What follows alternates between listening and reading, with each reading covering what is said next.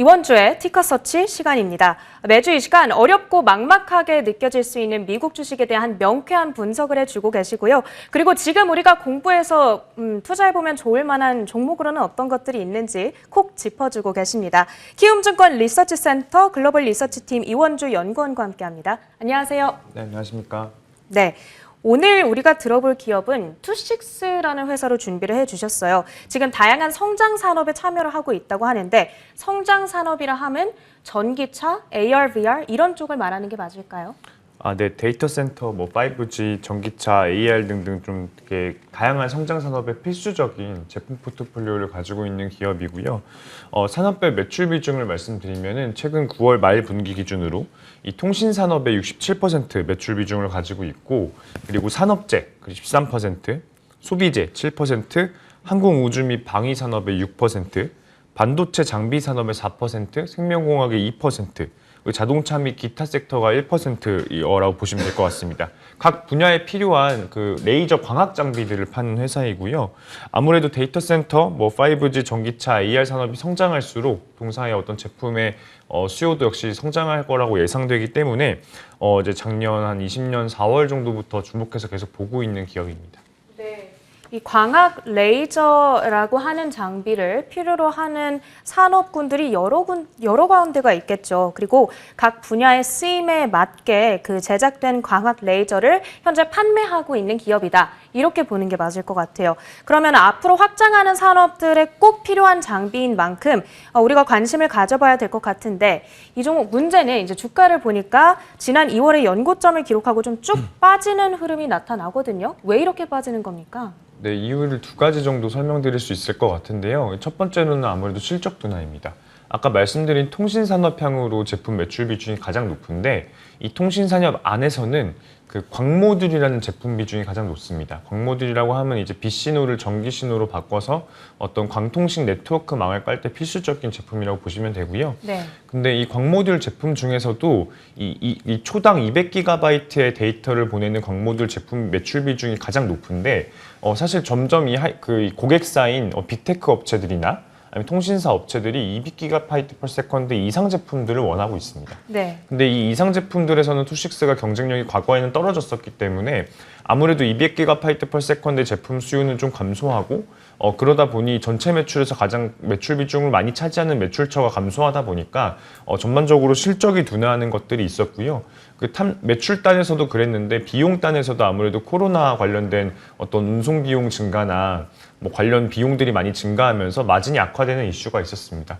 그래서 전반적인 성장 산업에 있음에도 불구하고 최근 한 2, 3분기가량 실적이 거의 플랫하게 유지되는 좀 그런 모습을 보였고요. 네. 그다음에 두 번째로는 코헤어런트 인수 논란입니다.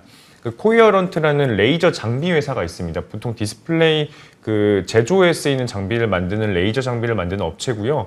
코헤어런트가 매우 좋은 회사는 맞습니다. 전 세계 레이저 장비 기준으로 거의 독점하고 있는 업체인데 네. 아무래도 너무 좋은 기업이다 보니 여러 인수 경쟁자들이 참여를 했습니다. 그러니까 이 인수가 나왔을 때 MKS, 루멘텀 같은 여러 경쟁사들이 경쟁적으로 인수 가격을 비딩하다 보니까 루멘텀이 원래 한 60억 달러에 인수하려던 걸 투식스가 70억 달러를 넘게 인수를 하게 됐고요. 네. 결국에 주식 교환 방식으로 이 기업을 인수하기 때문에 기존 주주 입장에서는 좀 주주 가치가 훼손되는 영향이 좀 있었던 겁니다. 그래서 이런 실적 둔화 우려 그리고 이제 코헤어런트를 고가격에 인수했다라는 우려 두 가지 때문에 주가가 좀 하락했다고 보시면 될 것 같습니다. 지금 말씀해주신 두 가지 이유만 들어보면 이 종목 지금 투자하면 안 될 것 같거든요. 네. 네, 그런데 어쨌든 주가가 반등을 다시 하기 위해서는 코헤어런트 인수권은 둘째치고 실적이 회복을 해줘야 될 거잖아요. 네. 광모듈 수요가 다시 올라오고 그리고 줄어들었던 마진폭이 다시 개선이 돼야겠습니다.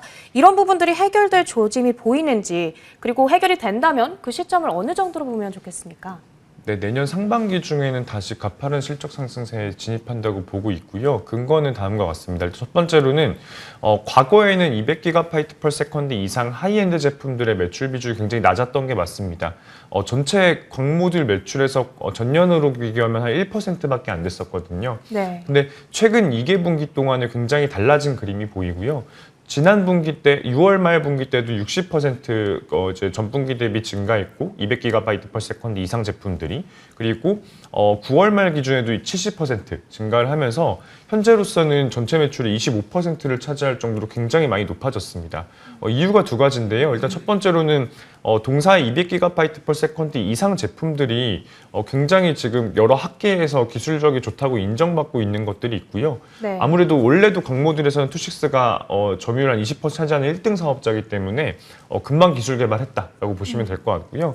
그다음에 두 번째로는 아무래도 빅테크 업체들이 주로 이런 데이터 센터를 투자할 때 이런 이제 하이엔드 제품들을 많이 수요를 가지게 되는데 근데 빅테크 업체들이 최근에 중국 쪽 밸류 체인이 많이 껴있는 업체들을 이제 구매처에서 제외하고 있습니다. 근데 동사 같은 경우는 주로 말레이시아 쪽에서 공장에 있어서 제품을 생산하고 있기 때문에 이런 트렌드에서 장기적으로 계속해서 동사의 점유율이 높아지고 있다고 보시면 될 것 같고요. 당연히 코로나 관련된 운송 비용 이슈 증가 같은 것들은 앞으로 3에서 6개월간에는 해결되기 때문에 결론적으로 본격적인 실적 증가가 앞으로 한 내년도 상반기 안에는 나온다. 그래서 지금 그런 상황이라고 보시면 될 것 같습니다. 네. 이제 며칠 남지 않았죠. 내년 상반기부터 바로 가파른 실적 성장이 전망되고 있습니다. 그리고 아까 서두에서 언급해 주셨지만 지금 산업별로 매출 비중을 봤을 때 통신산업 매출이 67%나 차지하고 있거든요. 매출처가 아직까지는 조금 편향되어 있는 것 같긴 한데 다른 쪽에서 소비재라든지 반도체 장비, 생명공학 이런 쪽에서의 매출 비중은 언제 좀 늘어나게 될까요? 일단 동사가 과거에 이제 미래에 가장 큰 매출처를 차지할 것이라고 보는 분야는 오히려 실리콘 카바이드라는 분야이고요. 지금 아까 말씀드렸던 자동차 및 기타 섹터 매출이 아직은 1%밖에 안 됩니다. 근데 네. 이 분야가 굉장히 성장성이 클 수밖에 없는 게 이제 실리콘 카바이드라는 건 주로 전력 반도체에 쓰이는 소재를 말하는 건데 원래 보통 전통적인 방식은 실리콘 방식입니다. 근데 이 실리콘 방식은 전력 반도체를 구현을 할 때 아무래도 온도에 따른 어떤 효율 변화 문제가 굉장히 민감하거든요. 근데 네. 이 실리콘 카바이드라는 거는 실리콘에 탄소를 섞은 소재인 건데 실리콘 카바이드 소재라는 거는 온도 변화에 따른 어떤 효율 변화가 별로 없습니다.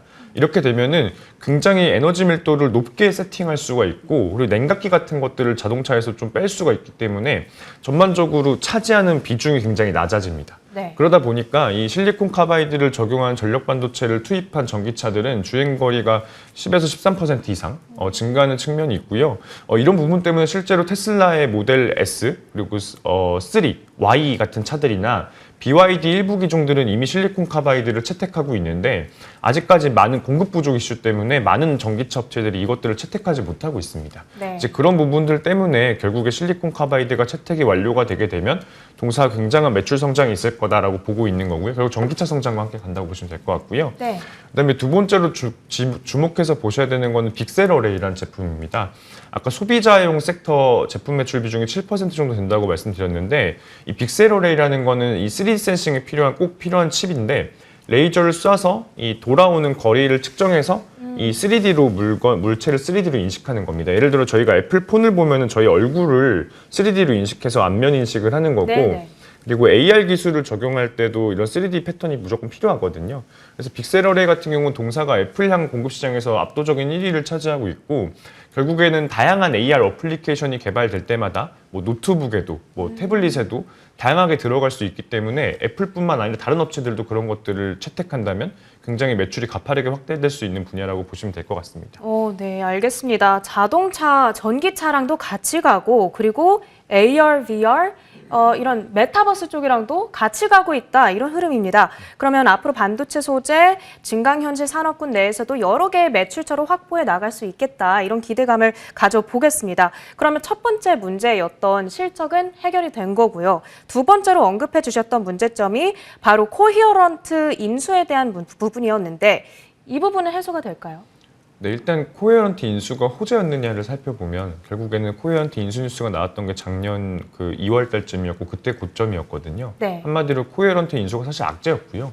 그래서 이게 정말로 인수가 되느냐 마느냐가 좀 어떻게 증시가 해석할지는 좀 판단해 봐야 되는데 일단 저는 코헤런트 인수 불발 가능성이 있다라고 봅니다. 불발될 가능성이요. 예, 그 이유가 뭐냐면은 결국에 이 기업이 레이저 장비 쪽에서 거의 독점이기 때문에 반독점 조사를 한중일한테 다 받아야 됩니다. 근데 최근에 좀 중국 쪽에서 이슈를 보면은 미국의 매그나 칩을 중국 사모펀드가 인수하려고 했었는데 그런 부분들도 미국 정부가 좀 승인 거절하면서 인수가 안 되는 분위기고, 그리고 과거에도 이제 퀄컴 같은 업체들이 네덜란드 NXP를 인수하려고 했을 때도 중국이 좀 이런 것들을 막는 모습이 좀 있었습니다. 그러니까 전반적으로 최근에 미중 무역 분쟁 때문에 이런 인수 같은 것들을 허가를 잘 안 해주기 때문에 이제 코헤런트 인수 같은 경우도 불확실성이 조금 있는 상태인 것 같고요.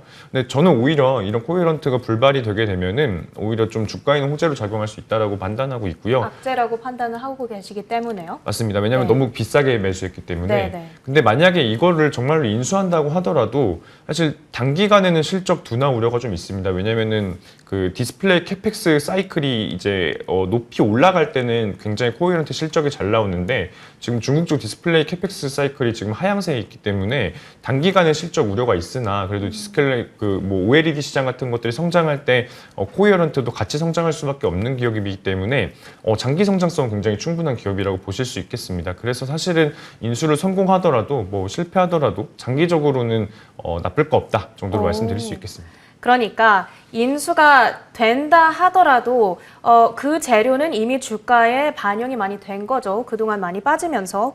그리고 반면에 인수가 불발된다 하더라도 오히려 주된 악재 요인이 해소되면서 주가 반등을 기대해 볼 수 있겠다. 이런 의견이셨습니다. 그럼 우리의 매수 시점은 이 코헤런트 인수에 대한 어떤 불확실성이 해소되기 전이 되는 게 맞겠네요.